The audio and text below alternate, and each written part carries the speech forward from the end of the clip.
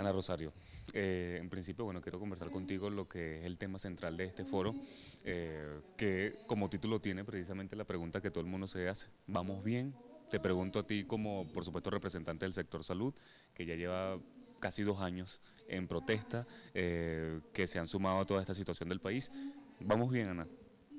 Fíjate, y este es un foro muy importante, ¿no? Porque esa interrogante, ¿vamos bien? Nos la hacemos cada uno todos los días. En salud, ¿vamos bien?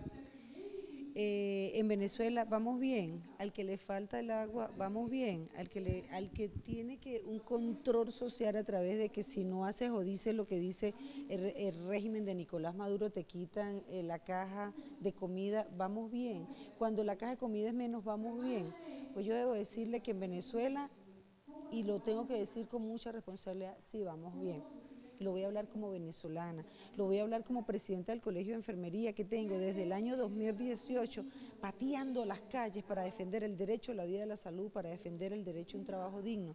Y digo que vamos bien porque en este momento, para el mundo y para muchos de los venezolanos, el régimen de Nicolás Maduro es un régimen de hambre, es un régimen de miseria, es un régimen de muerte, es un régimen donde el que no hace o lo que dice lo que él manifiesta simplemente es reprimido, donde vemos presos políticos, donde vemos que se le negó el derecho a una familia venezolana a enterrar y a llorar a su muerto, como fue el capitán de fragata que fue asesinado por los cuerpos de seguridad del Estado.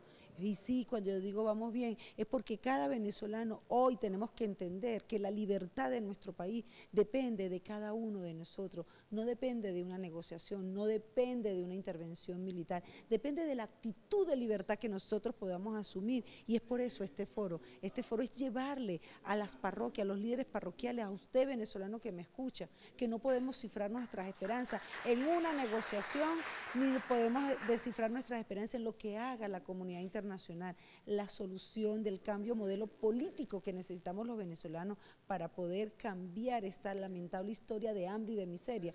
Depende de cada uno de lo que nosotros entendamos. La desesperanza está prohibida en el venezolano. Llegó el momento en que tenemos que creer, no vamos a creer en nuestros políticos, vamos a creer en la capacidad que como pueblo soberano tenemos de revertir estos años de hambre y de miseria y de poder retornarle a Venezuela la plenitud de los derechos sociales, económicos y políticos que como los venezolanos nos asisten.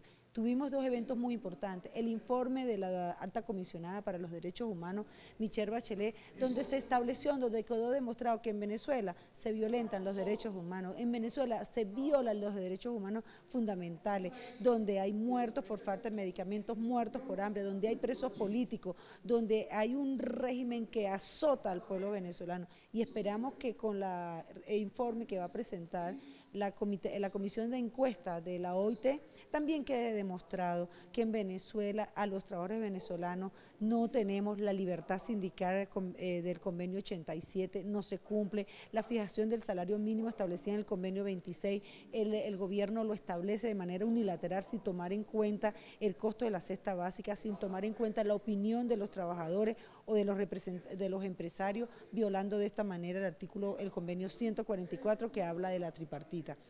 Es decir, que estamos frente a un Estado forajido, donde la Constitución y los convenios internacionales no les presta atención, y esto es lo que ha generado pues en esta actuación. Por eso nosotros, y desde el Colegio de Profesionales de Enfermería, en la cual participé denunciando esta violación en nuestro gremio, el convenio 149, resolución 157, que habla de las condiciones de enfermería, los denunciamos como las enfermeras hoy están sufriendo el ataque por parte del Instituto Venezolano de Seguros Sociales, donde se le está despidiendo, donde se le está destituyendo, donde le suspenden los sueldos, donde aquí hay una agresión continua y constante hacia el valiente gremio de enfermería por haber iniciado las protestas en Venezuela que hoy estamos llevando. Y por eso es que entonces en este foro que estamos haciendo y que vamos a continuar realizando por diferentes parroquias, el mensaje es decirle a estos habitantes de Venezuela, sí, vamos bien. Y vamos bien porque está despierto el espíritu libertario en cada venezolano. Y vamos bien porque los venezolanos estamos entendiendo que para salir del hambre, de la miseria y la corrupción necesitamos un cambio de modelo político. Y vamos bien porque todas las opciones están sobre la mesa y los venezolanos somos los que vamos a decidir en un momento determinado cuáles acciones vamos a tomar. Ya este tipo de foros se han realizado en muchas parroquias. sobre todo en la ciudad capital, en el interior del país también. Pero ¿cuál es la importancia de este tipo de foros? Llevarle a la gente precisamente la información y de alguna forma la esperanza a alguna situación difícil del país. Pero por supuesto tengo que empezar por la pregunta que mismo titula el foro, ¿no? ¿Vamos bien? Sí, bueno, este tipo de foro es súper importante en una parroquia con tan difícil participación y movilización como es la parroquia Antímano. Y de verdad que, bueno, que estamos satisfechos con la participación en el día de hoy, porque Antímano tiene una dinámica bastante difícil y de verdad que siempre a este tipo de sectores hay que darle una respuesta constante, porque la desesperanza llega en todo momento, ¿no? Muchos de nosotros quisiéramos un cambio rápido, pero tenemos que estar conscientes que esto es un cambio que se da poco a poco, ¿no? Entonces, ¿cómo llevarle a la comunidad y explicarle que los resultados han sido mayormente positivos y, digamos, y afirmar que sí vamos bien? ¿Cómo se está comportando precisamente la parroquia Antímano en cuanto a ello, las movilizaciones de calle que se han llevado a cabo, la esperanza, la fe depositada de alguna forma en este proceso que pudiera llamarse de transición en algún momento? Sí, Antímano tiene una particularidad de que tiene una movilidad muy espontánea, ¿no? Históricamente, en los últimos años, ha dado una respuesta espontánea, no es una dinámica que digamos nos ponemos de acuerdo, salimos todos de acá, no, aquí la gente le gusta movilizarse o participar espontáneamente porque se tiene, entre otras cosas, se tiene temor y se tiene también un tipo de amedrentamiento en cuanto a la participación de algo que no es del gobierno. Quisiera su opinión en cuanto a lo que está sucediendo en el país, sobre todo con la representación en la que usted está en este momento en este foro, que es por supuesto de aquellos trabajadores autónomos, microempresarios, cada vez se ven más cerrados, cada vez se ven más acorralados por la situación económica y política del país, cada vez cierran más empresas, pequeñas, medianas y grandes. ¿Vale la pena seguir invirtiendo y apostando por el país para aquellos emprendedores y empresarios en cuanto a esta situación, esta coyuntura política en el país? Sí, no tenemos otra opción. Tenemos que luchar por cambiar la situación, el modelo político y económico que está rigiendo el país. Indistintamente de cómo sea la salida, la superación de este déficit constitucional de gobierno que hay en el país, que tiene Venezuela, hay que reparar ese déficit constitucional de gobierno y esperamos que sea de la mejor manera, mediante un proceso eleccionario de amplias garantías que pueda ser confiable y reconocido internacionalmente. Esperamos que esa sea la solución, porque es lo menos oneroso para el país y lo más ventajoso. Indistintamente de ello, debemos acudir a unas políticas que potencien mucho las capacidades de nuestra gente, de los ciudadanos. Y para ello atraen que nuestra asociación tiene varios programas. Uno de ellos, por ejemplo, es el cese a la destrucción. Tanto la Asamblea Nacional como el Ejecutivo de Maduro deben coincidir en hacer políticas, en llegar a acuerdos que disminuyan los sufrimientos del pueblo. Por ejemplo, los servicios, el servicio eléctrico, por ejemplo, facilitar la importación de algunos productos que ya no se producen en Venezuela o estimular la producción interna, mientras se resuelve el asunto político en función del cual debemos trabajar todos.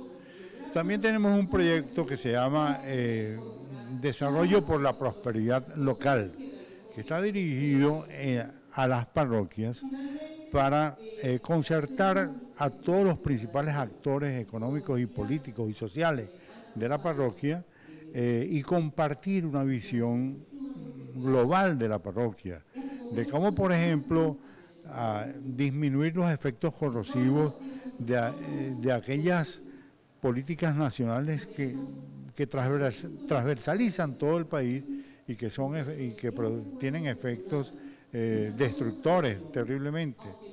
Por ejemplo, la hiperinflación o la inflación a unos niveles muy altos. Cómo hacer que localmente sus efectos disminuyan. O por ejemplo, la inseguridad física, biológica de las personas. Por ejemplo, cómo disminuir en alguna proporción la falta de medicamentos en la parroquia o un mejor servicio del hospital de la parroquia. Entonces, esa lucha por la prosperidad local también debe estar programada y debe ser un instrumento, una herramienta de trabajo dentro de la parroquia. Cómo animar a partir de algunas ventajas competitivas o comparativas la competitividad de esa parroquia.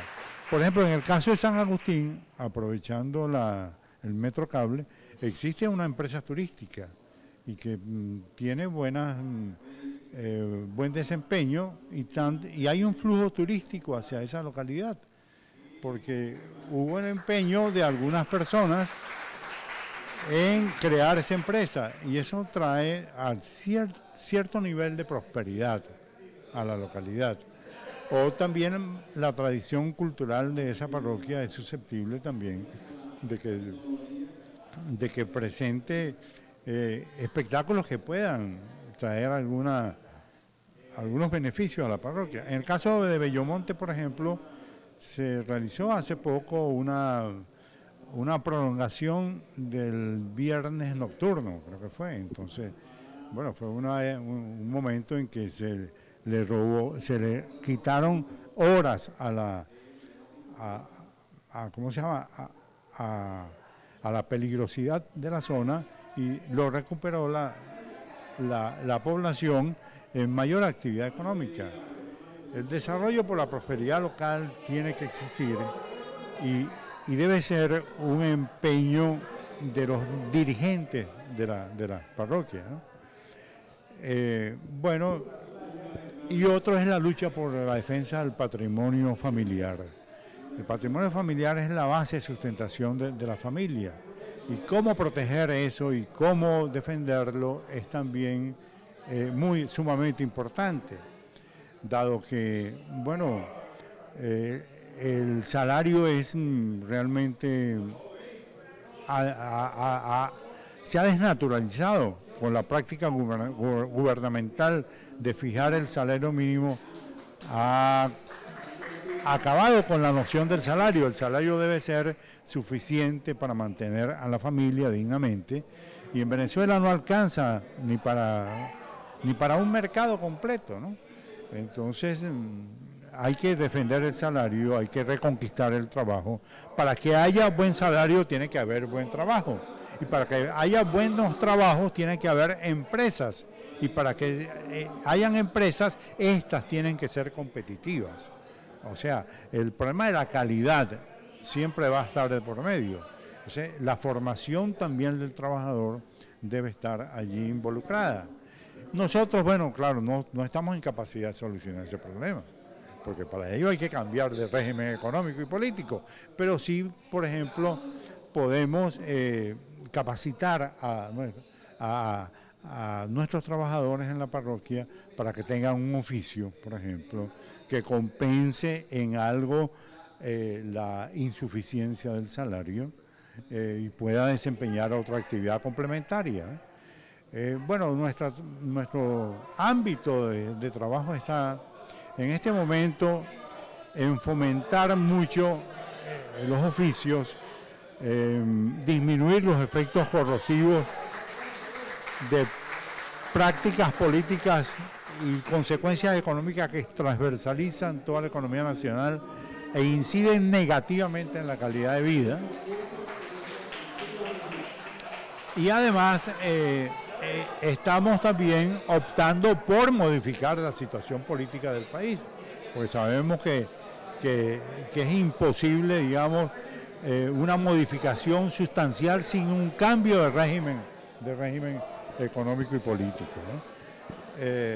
Para que haya empresas, para que haya competitividad de alto nivel, etcétera, es menester cambiar las coordenadas políticas del gobierno. Tiene que existir confianza, tiene que existir seguridad jurídica para que vengan inversiones, tiene que existir infraestructura tecnológica que cada vez es más obsoleta en el país y por eso nos aleja de lo que es el mundo económico de las empresas hoy, que es sumamente tecnologizada y con unos niveles tecnológicos muy elevados. Venezuela ha caído su economía, se ha atrasado inmensamente y nos corresponde, digamos, dar esos grandes saltos que no podrán ser uno solo, sino una acumulación de muchos éxitos, de muchos pequeños éxitos, ¿no?